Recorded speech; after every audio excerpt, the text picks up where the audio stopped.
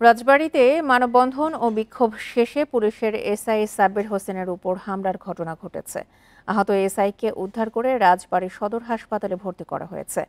রোববার বিকেলে সদর উপজেলার রাজাপুরে এই হামলার ঘটনা ঘটে।